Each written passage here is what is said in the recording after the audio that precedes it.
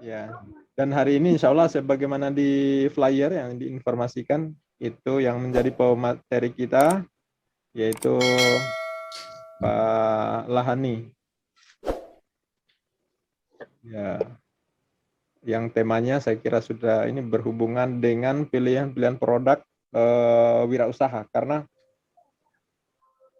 saya tahu betul ini memulai, karena beliau judulnya juga kerja di apa itu travel kalau nggak salah sekian lama ya, sebelum juga merintis usaha sendiri, dan ini cukup menarik karena apa itu aktivitasnya justru di sembako atau di kebutuhan pokok. Nah, kita penting sekali kita belajar, mengetahui, karena saya kira warga kita banyak juga yang kepengen sebenarnya, cuma untuk memulainya rada-rada takut. Nah, itu sebenarnya perlu kita dorong, tapi mungkin dengan hasilnya nanti kita bisa publikasikan supaya banyak yang mendapat informasinya dari pertemuan kita. Nah, mungkin itu langsung saja, mungkin silakan Pak Lahani disampaikan apa-apa yang penting di-share kepada teman-teman dan terutama lagi warga kita nanti. Ya, silakan Pak Lahani.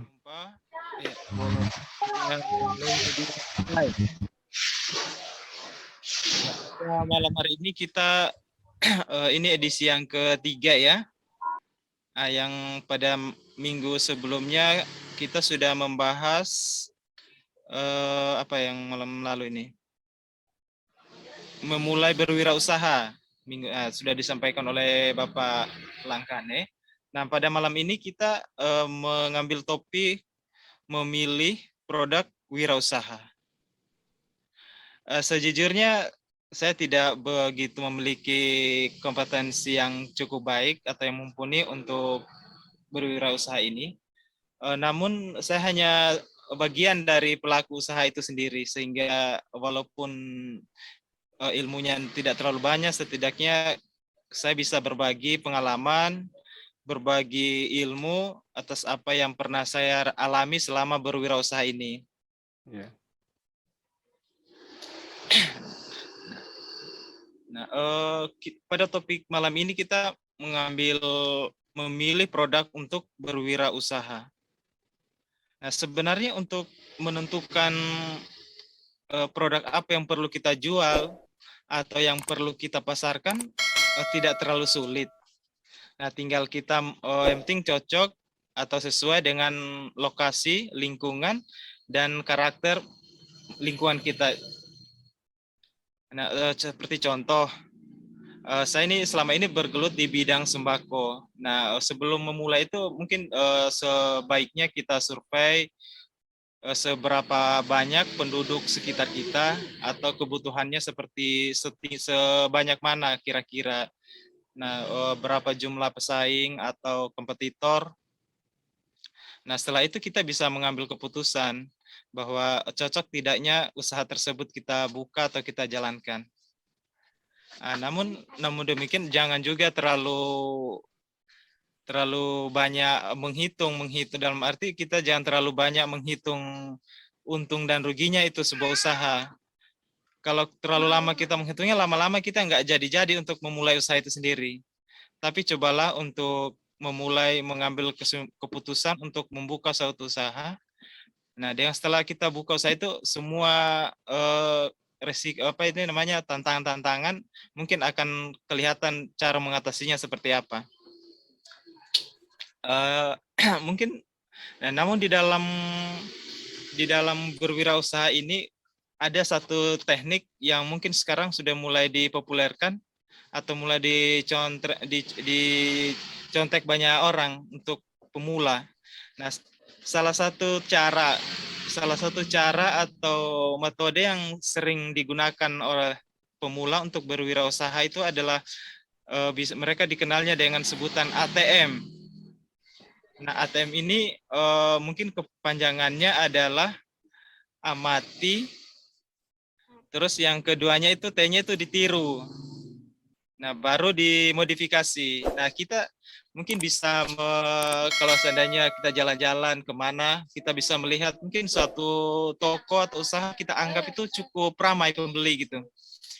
Nah, cukup ramai. Nah, kita mungkin bisa diperhatikan, itu bisa diteliti, diamati, terus diteliti, amati, teliti apa-apa sih yang menimbulkan ada ini, yang membuat potensi ramai pembeli di toko itu. Mungkin diperhatikan apakah dari cara dia menata barangnya, atau lengkapnya itu produk yang dijual, ataukah karena pelayanan yang bagus. Nah, mungkin dari itu semua kita bisa kita terapkan di toko kita.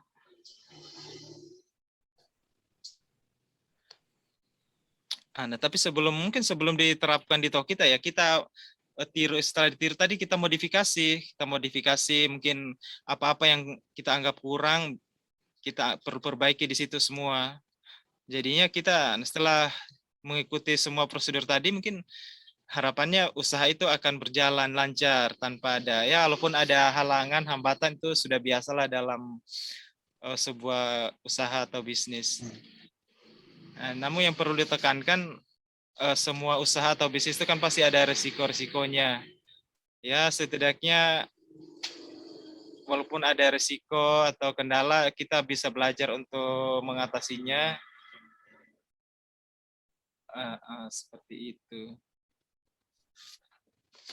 Ini juga yang perlu ditekankan. Mungkin sebelum memulai berwirausaha ini, ya setidaknya diniat-niatkan, jangan semata-mata untuk mencari keuntungan atau mencari uang atau laba. Niatkan juga sebagian dari ibadah gitu ya, supaya bisa berbagi kalau tidak bisa berbagi uang atau berbagi, ya bisa berbagi pengalaman sama teman-teman yang lain.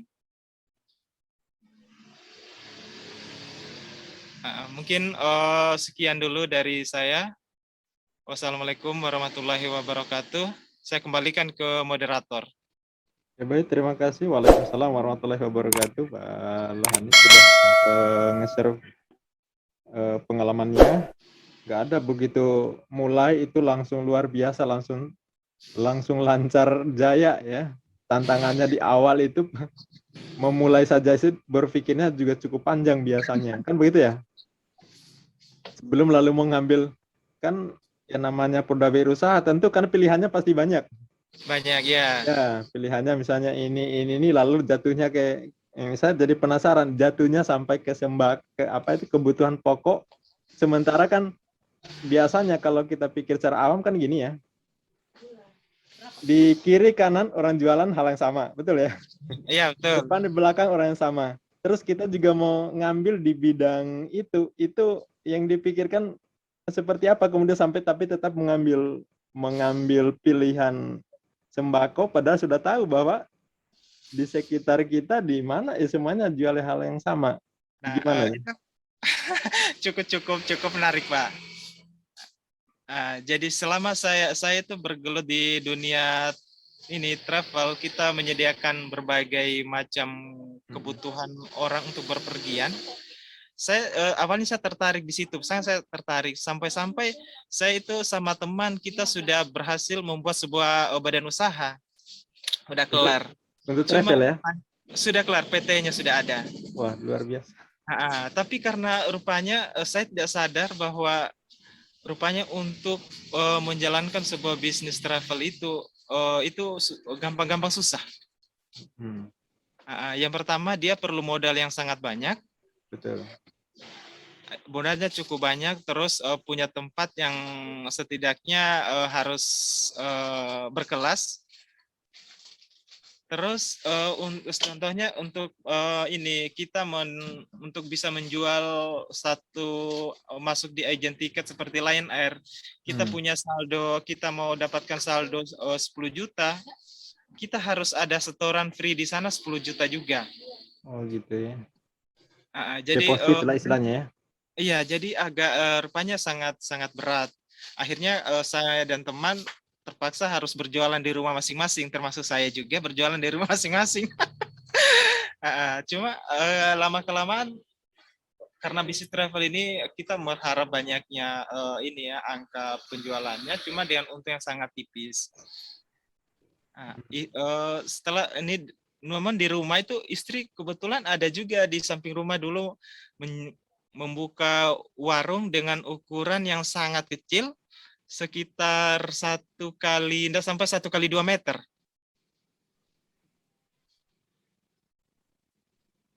Nah, dengan warung sebesar itu, istri mengelolanya dengan sangat baik, sangat bijaksana. Setelah berjalan setahun lebih, itu kelihatan sekali hasilnya. Saya berpikir, ini warung sekecil ini, di dalam gang buntu, tapi bisa ibaratnya punya hasil yang bisa kelihatan gitu. Malah istri bisa beli tanah waktu itu 3 kapling dengan jualan yang hanya 1 kali tidak sampai 2 meter. Nah, saya terbayang gimana ya kalau kita punya warung yang agak lumayan di atas itu dan dikelola dengan sebaik-baiknya. Akhirnya kebetulan di tempat yang saya tempati sekarang ini disewakan gitu. Saya coba-coba aja dah. Coba disewa, kebetulan ada adik waktu itu yang Ya, tidak betul. bekerja, dimanfaatkan supaya bisa sambil menunggu pekerjaan ada, disuruh jaga di situlah. Tapi itu seiring berjalannya waktu, mungkin berjalan 2-3 tahun ya alhamdulillah, rupanya hasilnya di warung itu melebihi gaji saya di travel gitu. Wah, dasar luar biasa ya. Cukup bagus. Hanya resign kemarin, hanya resign. Akhirnya saya resign, pas saya untuk resign biar lebih fokus ke usaha yang sudah dirintis oleh istri sebenarnya. Iya. Artinya gini, saya bisa nangkap Bapak sebelumnya sebenarnya tidak pernah diprediksi bahwa seperti itu, tapi ternyata di luar perkiraan ya. Iya, di luar perkiraan. Wah, ini luar biasa. Nah, jadi itu ternyata yang saya sendiri juga kadang-kadang mikir mungkin ya memang sih marginnya kan sedikit-sedikit ya. Iya. Tetapi faktor pengalinya banyak. Pengalinya banyak Nah, ya betul. cuma seperti saya bilang tadi yang untuk menghadapi tantangan ini di kiri kanan, ini jualan yang begini ini kan bukan seperti jualan saya jual produk yang namanya Degrasimba, itu penguras septic tank, itu ya katakanlah hampir solokari lah di Samarinda karena saingannya kurang. Tapi kalau jualan sembako seperti ini, jualan seperti ini kan di mana-mana. Itu ya itu makanya mungkin yang itu yang membuat kita kadang-kadang mikir bahwa ini saingan di mana-mana, agak susah lah kita ini. Pikiran orang awam kan begitu, termasuk saya kan gitu ya. Iya. Dan saya kira saya cukup mewakili orang-orang yang belum punya pengalaman, mikirnya pasti gitu. Ya, ya untuk mungkin sambil biar yang lain juga Pak Langkane atau Bu Agustina, ini Bung Irfan Maulana, selamat datang. Assalamualaikum. Nah, sambil kita sharing mungkin. Waalaikumsalam warahmatullahi wabarakatuh. Ya. Maaf telat tadi ya. Oh, enggak apa-apa, kan sudah bilang. Saya kalau pejabat tinggi itu sering telat itu saya nggak heran. Dimaklumi. Kalau disiplin terus. Makasih.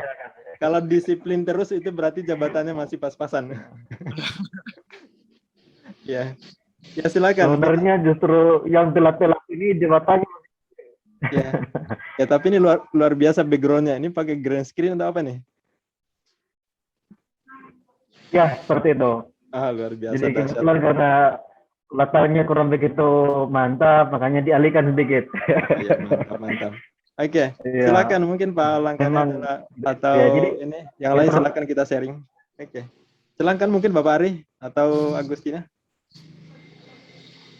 Langsung dihidupin mikrofonnya. Mungkin saya ada pertanyaan sedikit ya untuk ipar saya nih ya, kayaknya. Banyak juga nggak apa-apa pertanyaannya.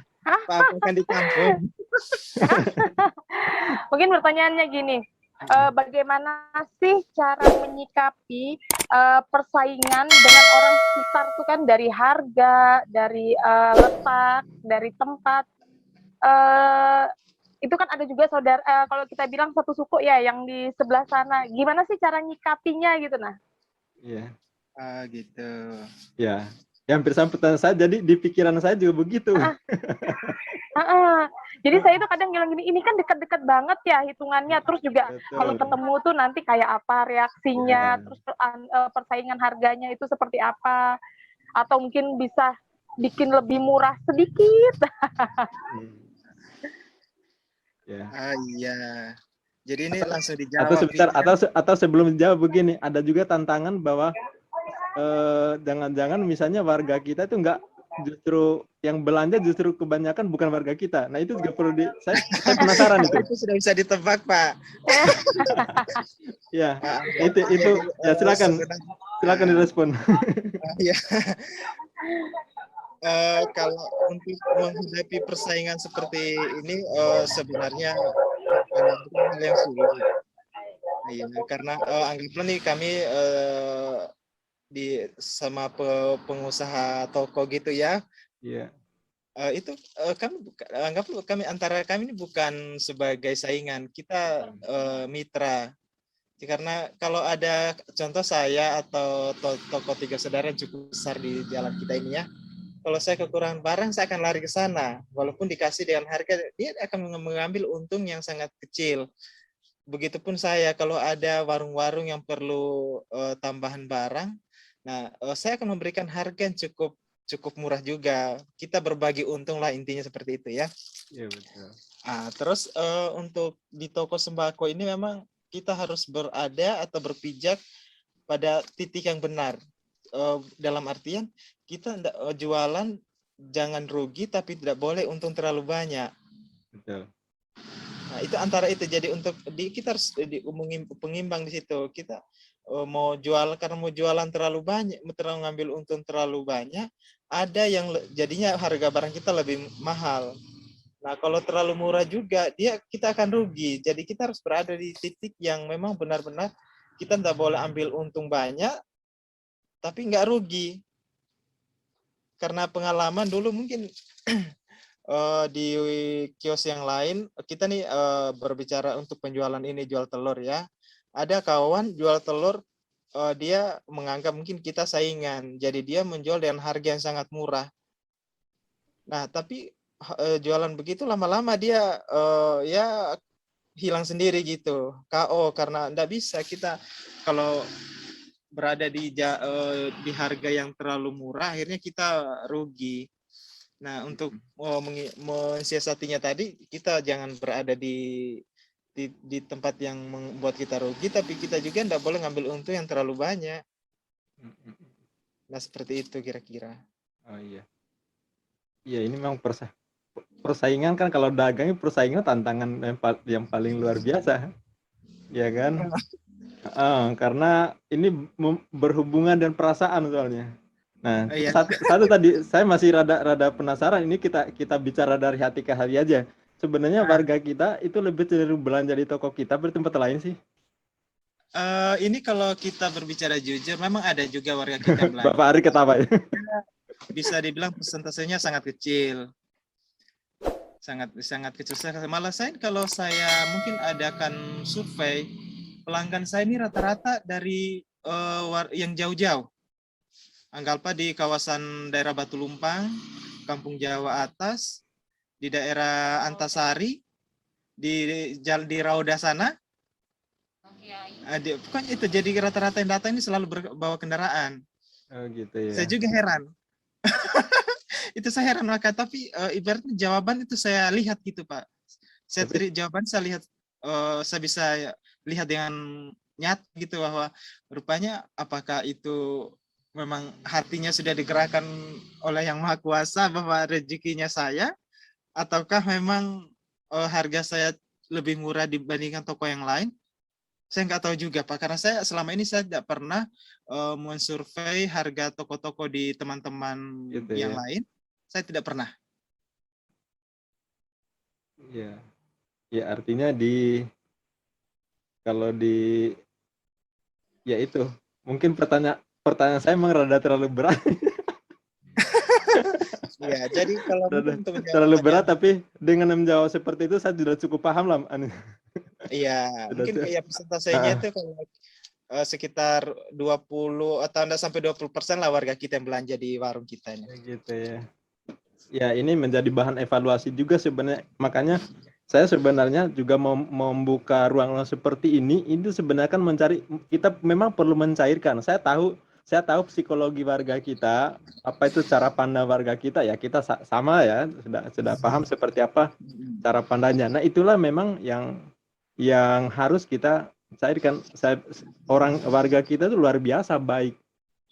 Saya bilang minggu kemarin itu warga kita itu karakternya kalau kita aja makan dorong-dorongan, tapi kalau Iya. aja kerja gotong royongnya dahsyat luar biasa. Nah, tapi ada sisi-sisi tertentu yang memang perlu dievaluasi, perlu diperbaiki yang ya kalau ya artinya susah dikatakan, tapi saya kira teman-teman sudah cukup paham. Iya, iya. Ya, seperti itu. Dan ini karakter yang memang harus kita ubah. Saya ingat betul dulu waktu awal-awal di Samarinda ya, Bapak Ari juga tahu betul bagaimana susahnya kita, jumlah kita masih sedikit ya.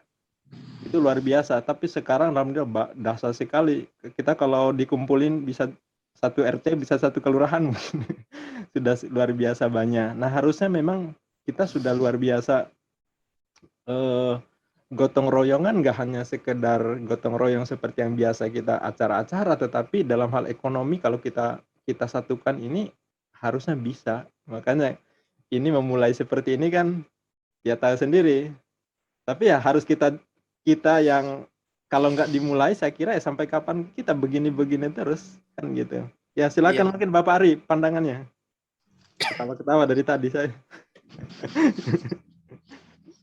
Iya, assalamualaikum warahmatullahi wabarakatuh. Waalaikumsalam warahmatullahi wabarakatuh. Warahmatullahi wabarakatuh. Waalaikumsalam. Sebetulnya itu saya ini kan berkecimpung di pasar. Jadi mungkin masalahnya juga sama seperti yang disampaikan tadi, dan cara pandang kita memang harus seperti itu. Karena yang buruk sebetulnya niat sebetulnya. Niat itu ya seperti disampaikan tadi, bahwa untuk menekan orang lain tadi maka harganya kita murahin. Akhirnya buruk sebetulnya. Nah sekarang kalau seperti kami di pasar pagi itu kan berderet semua barang yang sama, barangnya marginal. Ada 5 toko dengan barang yang sama. Ada 5 orang, 6 orang itu kan mempunyai cara pandang berbeda-beda. Ada yang menekan harganya supaya mematikan orang, tujuannya adalah mematikan orang lain. Tetapi sebetulnya yang saya sama dengan Pak Lahani tadi, bahwa jadikan tetangga itu, jadikan yang teman-teman yang jualannya sama tadi, jadikan mereka adalah peluang. Nah, kalau saya di pasar ya seperti itu, kita jadikan peluang. Sebab kalau kita musuhi mereka karena dianggap saingan, maka kita jadi bunuh diri sebetulnya. Maka kita jadikan peluang. Kalau barang kita kurang ya kita ambil di sebelah, kita jual dengan hidup sama-sama. Maka kalau niat kita seperti itu, maka insya Allah resiko-resiko akan berkurang. Nah, jadi saya dulu pernah waktu berapa tahun kemarin saya ikut pelatihan tentang manajemen sekolah, karena banyak sekolah-sekolah kan yang sekolah swasta tuh yang bangkrut. Masalahnya tadi adalah dianggap saingan, sekolah-sekolah yang dianggap saingan, padahal kita jadikan peluang seperti itu. Ya kayak kita jualan kayak Pak Lahani tadi, bahwa tetangga tadi. Tantangan ya. Nah, jadi kita jadikan mereka peluang. Kalau kita kekurangan barang, maka kita ambillah tetangga. Walaupun harganya mungkin mirip-mirip sedikit, ya nggak masalah. Yang penting silaturahim jalan, sosialisasi ada sama tetangga. Saya rasa ya itu seperti itu. Jadi ada namanya niat-niat jelek itu yang hilang sendiri. Nah itu sebetulnya. Jadi jadikanlah bukan saingan tapi peluang. Nah, kita tetangga yang sama, jualan yang sama. Kayak saya di pasar pagi itu kan ada berapa toko yang jualan yang sama. 6, 7 berderet sebelah. Nah, jadikan mereka adalah peluang-peluang yang bisa kita ambil keuntungan di sini. Tapi kalau kita jadikan saingan, maka bisa-bisa kita sekelahi sama mereka. Kita harganya. Jadi tadi yang disampaikan Pak Lahani sama sebetulnya.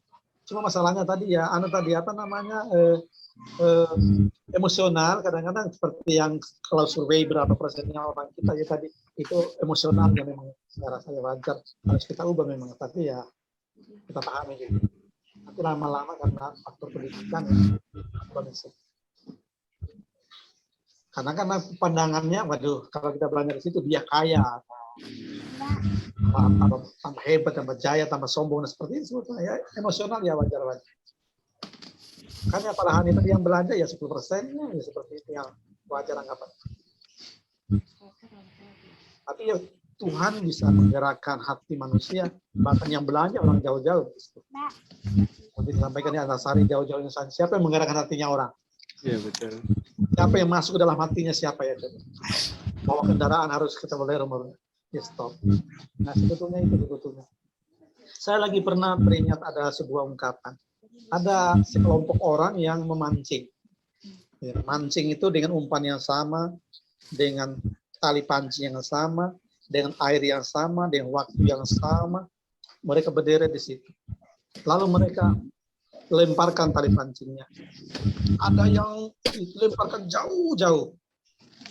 Ada yang di samping, ada yang di belakang.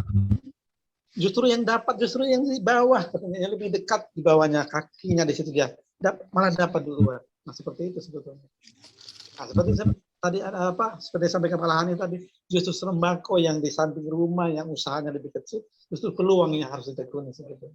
Jadi kita lupa sebetulnya ada peluang-peluang yang perlu kita tekuni di samping sekeliling kita. Kita lupa sebetulnya. Kita bahkan ada yang sampai jauh-jauh kita menyeberang, kita harus jalan pakai kendaraan, kita keluar daerah, kita merantau. Ternyata peluang di samping rumah kita itu kita lupa. Yeah.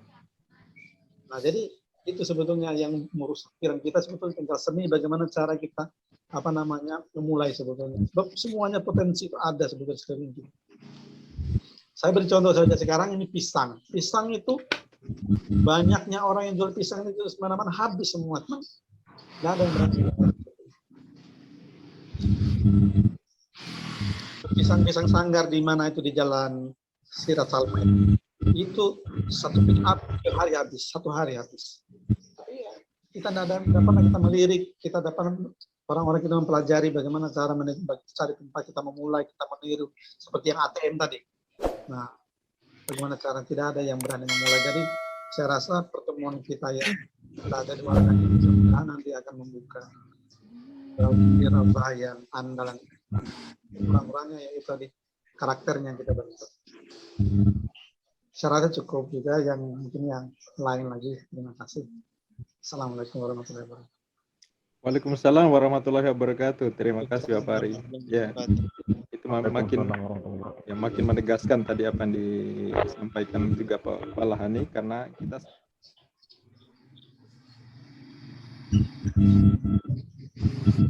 ya. Assalamualaikum warahmatullahi wabarakatuh. Sambil menunggu dari Bang Ridwan, sambil menunggu juga. Jadi saya tadi nggak menyimak dari awal, makanya nggak terlalu tahu sepenuhnya. Cuman di poin terakhir yang saya simak tadi bahwa dalam berwirausaha itu jangan pikirkan banyak dulu, yang penting mulai dulu. Itu yang memang paling saya salut dan itu memang benar. Saya belum berwirausaha seperti yang dilakukan oleh pemateri dan lain sebagainya, cuman kita juga dulu pernah memulai usaha meskipun memang gagal. Hanya memang usaha yang kita lakukan itu, yang usaha yang pertama kita memang nggak bisa untuk dilanjutkan. Kenapa nggak bisa dilanjutkan? Karena yang pertama bertentangan dengan nilai-nilai agama sebenarnya, karena yang kita jual minuman. Ya, cuman karena memang desakan ekonomi saat itu, kita nggak ada uang pembelanjaan. Misalnya kita tengok di dompet, duit tinggal berapa, 500-an mungkin dulu ya. Duit tinggal segitu, kira-kira untuk bisa menghasilkan duit selanjutnya gimana gitu. Karena kalau misalnya duit itu kita pakai, belikan apa nanti habis. Nah, bagaimana sih duit ini bisa berlaku untuk jangka panjang? Akhirnya kalau saya dulu masih di Sulawesi, masih di Buton dulu, beberapa orang, 3 orang dulu belikan minuman, baru jual. Dan memang omsetnya sangat luar biasa juga ternyata. Mohon izin kedengaran nggak suara ini? Ya kedengaran masih agak Oh, tapi siap. masih. Nah, Teruskan. jadi ternyata mulai kita mikir, cuman karena memang desakan ekonomi saat itu, akhirnya kita lakukan, cuman seiring berjalannya waktu, saya bilang ke teman-teman bahwa ini yang penting kita secara ekonomi sudah terselamatkan, kita sudah makan beberapa hari ini, tapi jangan kita lanjutkan ini, karena memang nggak bisa, karena tidak sesuai dengan ajaran kita, ajaran agama kita nggak boleh. Jadi untuk kita tujuan kita bagaimana sih memberikan yang terbaik. Tapi kalau kayak gini memang kita bisa makan, hanya untuk yang terbaik nggak bisa. Akhirnya saya putuskan ke Kalimantan saat itu. Sampai di Kalimantan, kerja dan sebagainya. Di 2020 kemarin itu kita kena PHK juga. PHK akhirnya terdesak ekonomi, bikin pisang hijau lagi. Saya sama ketuanya IPL itu, sama Bahar, kita bikin pisang hijau, jual. Ternyata memang jualan itu sangat luar biasa. Nah dia cuman yang mau saya bincang-bincang sampai materi tentang bagaimana sih strategi yang lebih efektifnya, entah memang dari service excellence-nya sehingga bisnis itu berjalan terus, peminatnya kemudian atau penggemar libangnya terus, atau gimana sih? Karena biasanya kita tergerus oleh saingan sih biasanya. Gitu. Mungkin materi bisa bantu tentang strategi service excellence-nya kayak gini. Kalau misalnya pembeli itu, kalau misalnya mereka kurang duitnya, kita maklumin atau gimana, kayak gitu. Saya kembalikan sama moderator. Atau Pak Asih?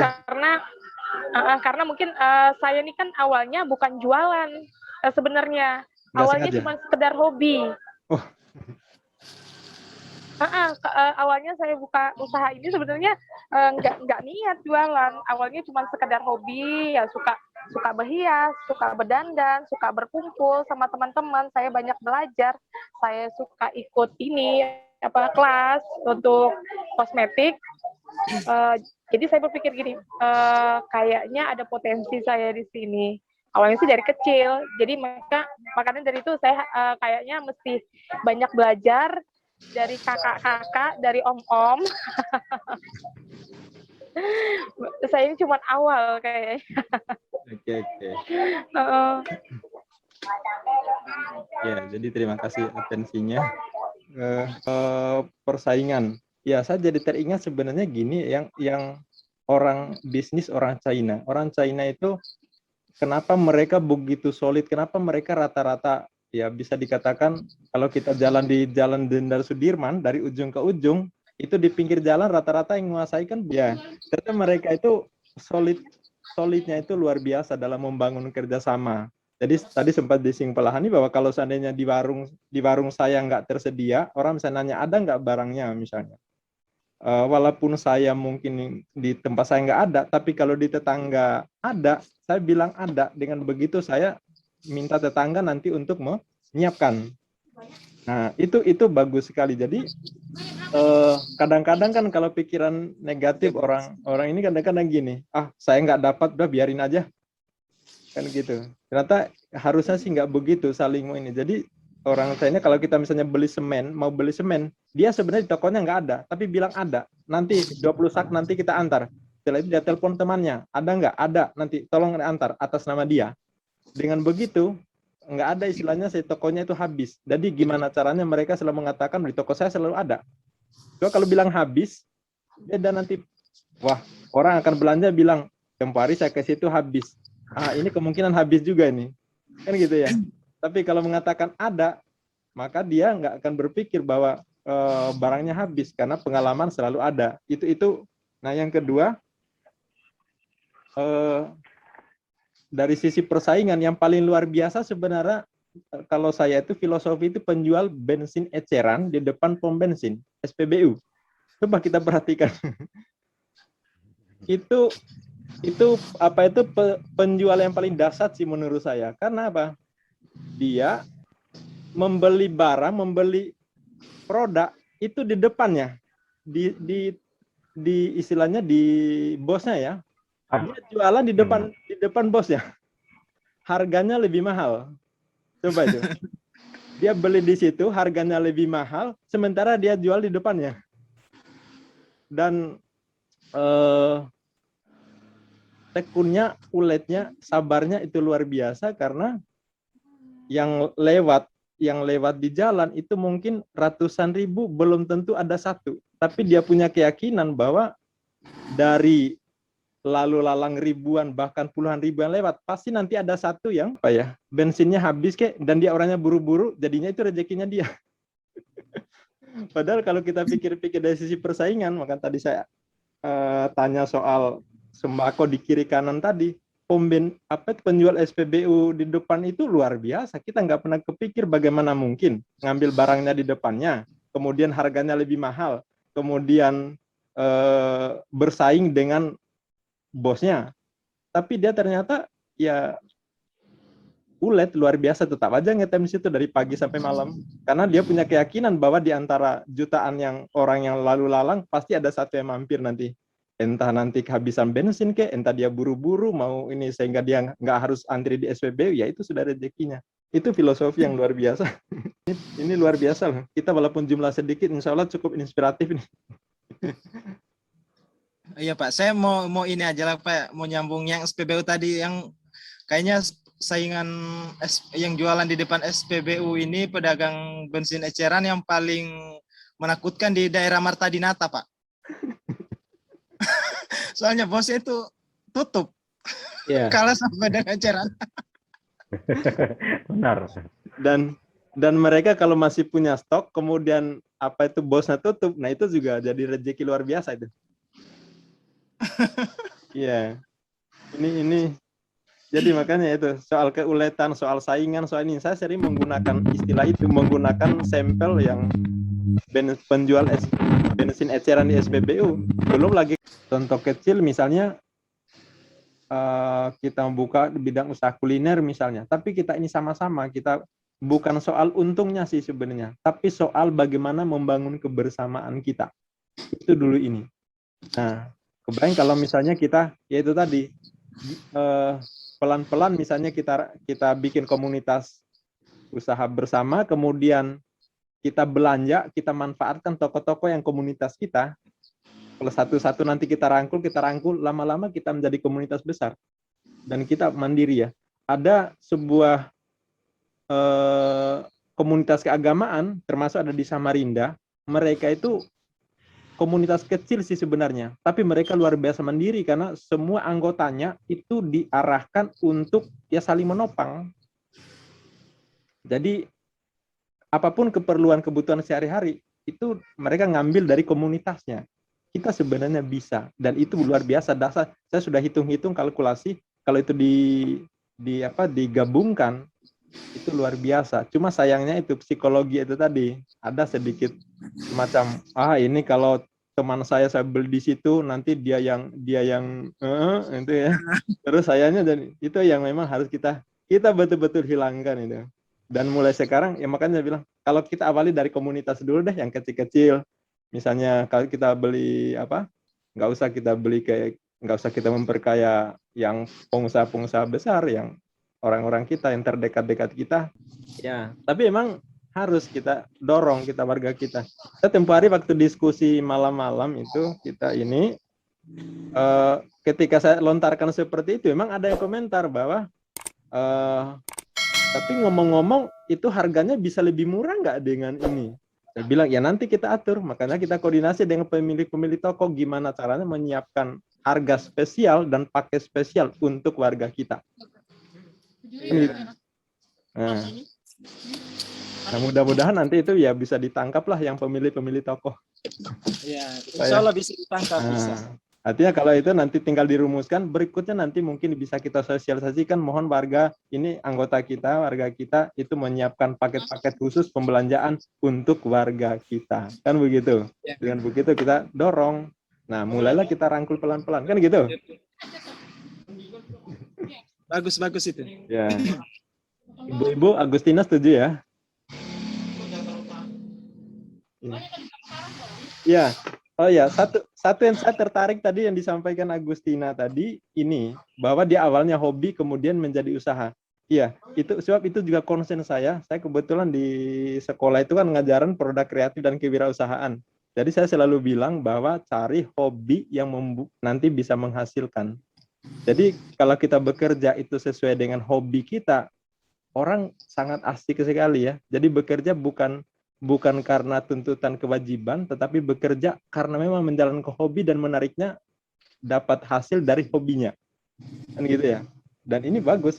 Dia suka urusan kosmetik dan itu menghasilkan dan itu luar biasa sekali. Sampai malam-malam dia harus ke sana kemari dan itu bukan suatu beban tapi asik sekali. Betul Agustina? Wah, dahsyat. Ya.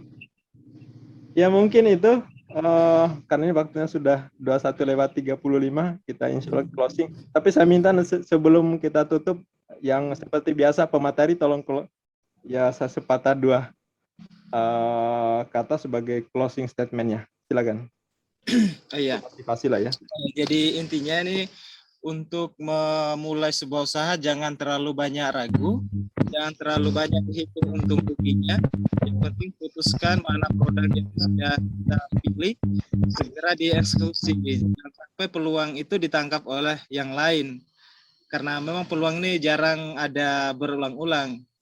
Jadi kalau seandainya sudah ada terpikirkan oleh teman-teman, wah saya ini mau usaha ini, fokusnya ke sini, langsung aja eksekusi, nggak perlu berpikir banyak. Seperti yang disampaikan oleh Pak Langkane minggu kemarin, bahwa usaha itu jangan terlalu banyak mikir, yang dipikir ini jenis usahanya apa, kita konsennya kemana, tapi jangan terlalu banyak menghitung untung dan ruginya.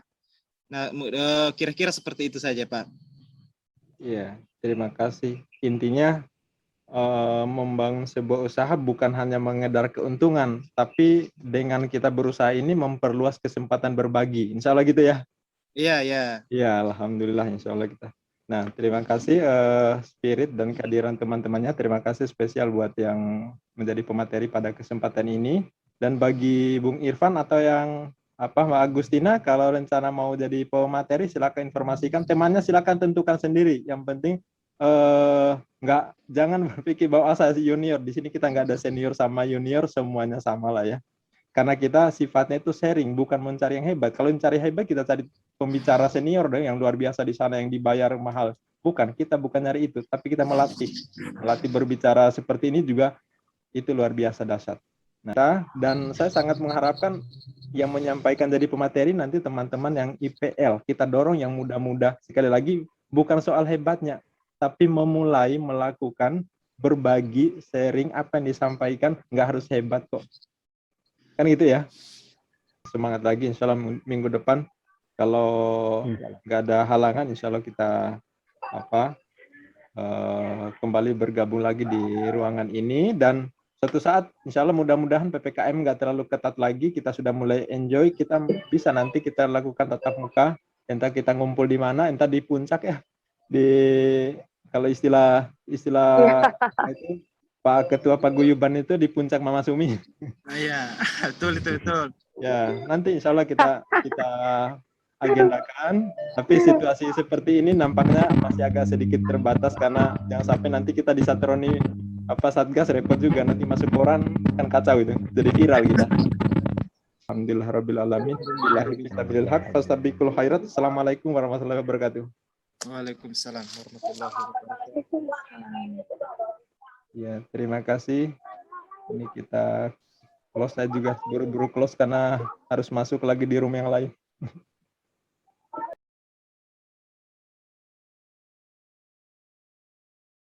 Ngambil dari siapakah pembicara dari luar bisa.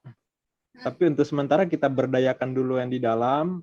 Potensi warga kita saya yakin luar biasa kok. Artinya kita ngobrol di antara kita dulu, di keluarga besar kita lah, katakanlah gitu ya. Iya. Kalau sudah kita solid, sudah bagus.